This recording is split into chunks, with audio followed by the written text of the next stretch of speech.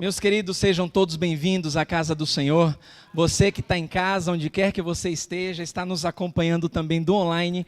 Muito obrigado pelo seu carinho. É noite de festa, é noite de celebração e você faz parte dessa história. É muito bom poder estar na casa do Senhor, poder adorar o nosso Deus em família. Família, porque nós cremos no único Deus verdadeiro, Pai daqueles que confessam Jesus Cristo como Senhor e Salvador.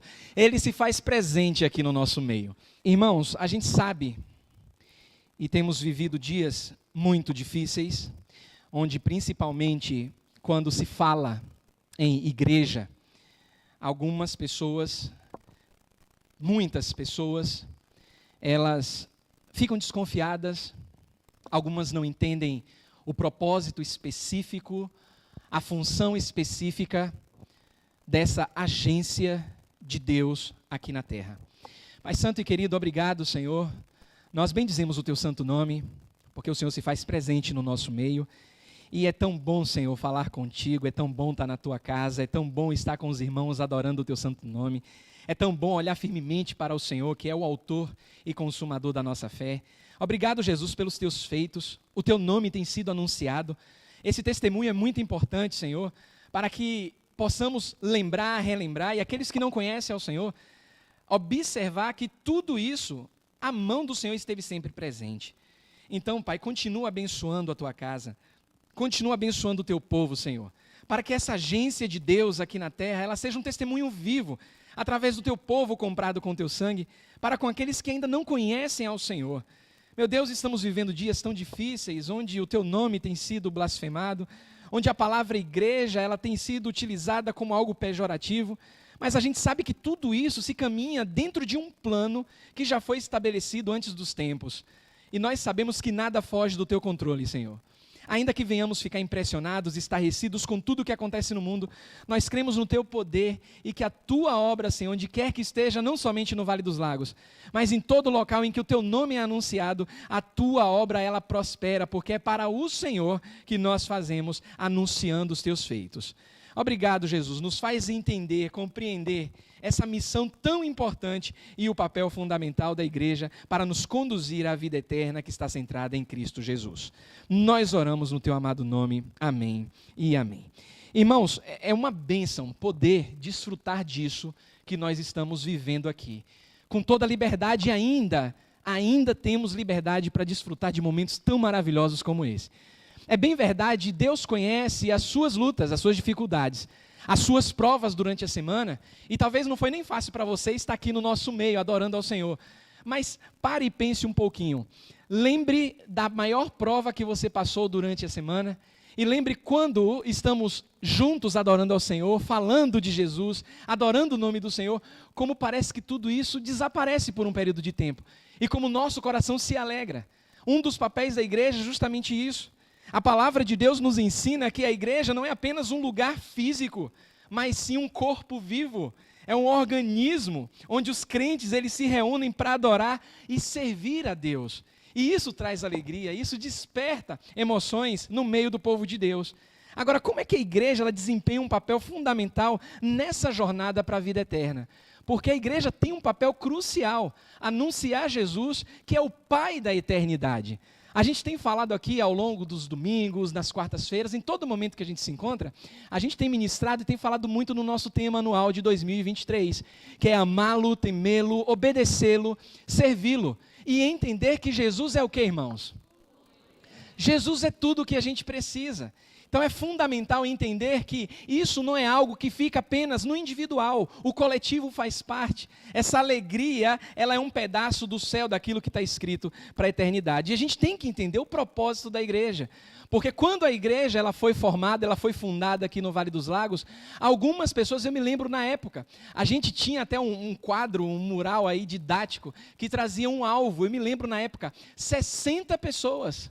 O alvo era 60 pessoas, aí esse alvo foi alcançado, depois passou para 80, e o pastor Timóteo sempre audacioso, aí aumentando esse alvo, e hoje a Igreja Batista Esperança, ela conta com pelo menos, ativos, mais de 150 membros.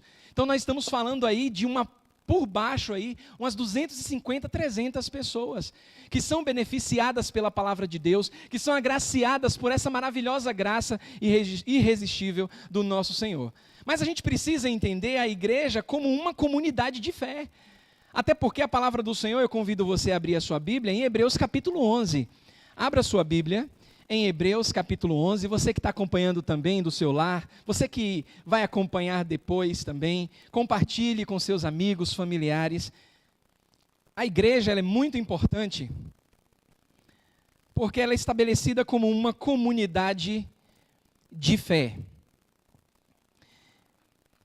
E por mais que a sua fé seja só sua, a gente entende que pela emoção, que pelo desejo de levar Jesus a outra pessoa, a outros, algumas pessoas ficam frustradas, porque elas entendem o que Jesus tem realizado na vida delas, e elas querem compartilhar isso com outros que não conhecem Jesus, seja no trabalho, seja em casa, e aí se frustra porque, como é que pode? Eu conheço a Jesus, eu quero falar desse amor, eu falo até para as pessoas, mas elas não acreditam como eu acredito.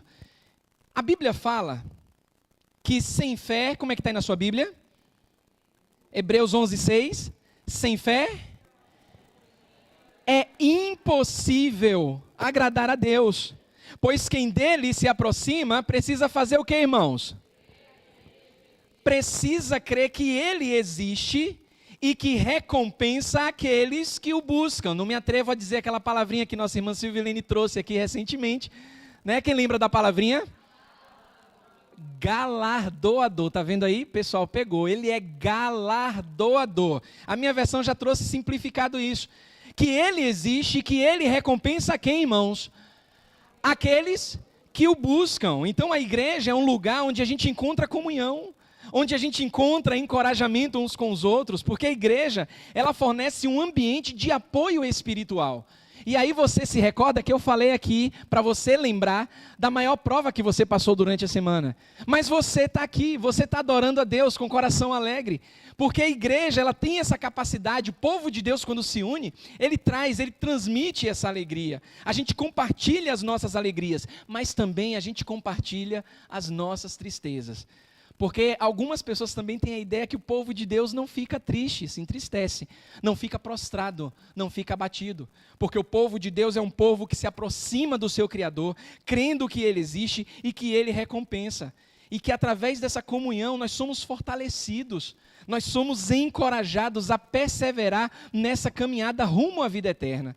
Tudo que estamos vivendo aqui é passageiro, a gente não pode se esquecer disso. Nós temos um alvo, o nosso alvo é Cristo.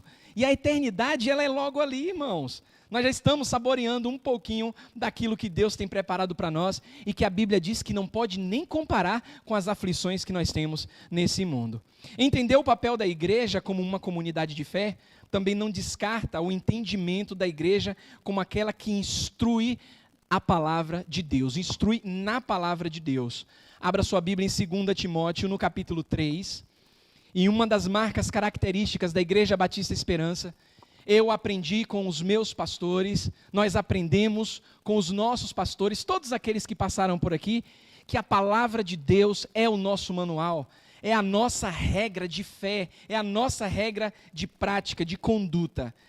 Em 2 Timóteo, capítulo 3, versículo 16, diz assim: toda a escritura é o quê? Ela é inspirada por Deus, e olha que maravilha, ela é útil para quê, irmãos? Para o ensino, para o que mais? Repreensão, para a correção, para a instrução na justiça. É apenas para ensinar? Olha como a palavra de Deus ela tem resultados práticos. Como é que está aí no versículo 17?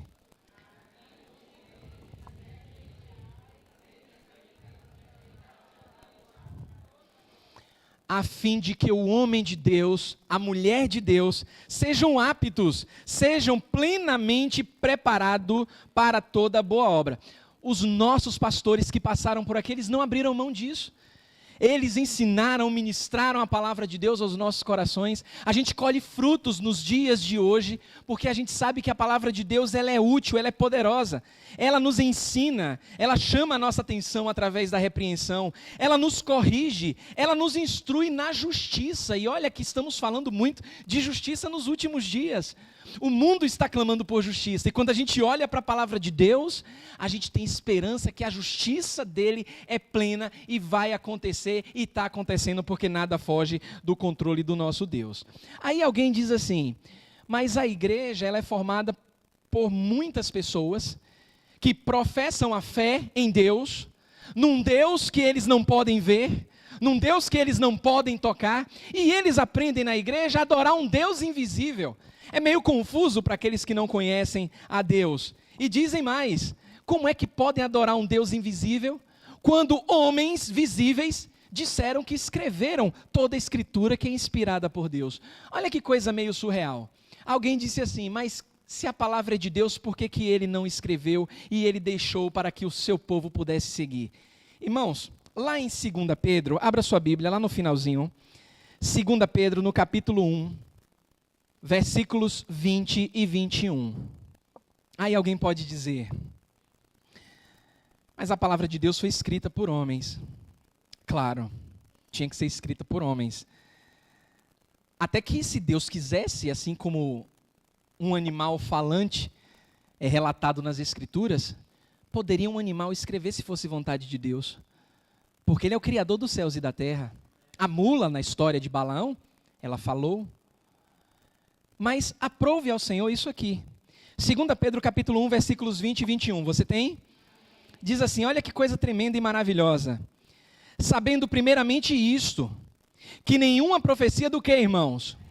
Nenhuma profecia da Escritura é de particular interpretação. Uma outra versão traz que não foi produzida por vontade própria, por vontade do homem.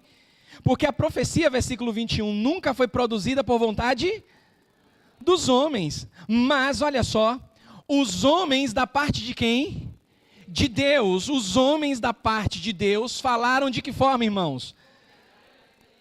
Movidos pelo Espírito Santo. Lembra que a gente precisa entender que a igreja é uma agência de fé. E claro que você não tem como convencer aquele que não conhece a Deus e dizer para a pessoa que não conhece a Deus que Deus usou homens para escrever a palavra dele, para transmitir a palavra dele para nós. Isso é um ato de fé. E lembra, a Bíblia nos ensina que nós devemos olhar para Jesus de que forma? Firmemente, olhando para quem? O autor e consumador do que, irmãos? Da nossa fé. Lembra, o apóstolo Paulo falando para os cristãos em Éfeso, ele disse, pela graça, pelo favor imerecido, somos salvos por meio da fé. E isto, a fé, irmãos, não vem de nós mesmos, é o quê? É um dom de Deus. Então, se Jesus é o autor e consumador da fé, e você acredita nisso, você é um agraciado. E claro que aquele que não conhece a Jesus, ele vai duvidar.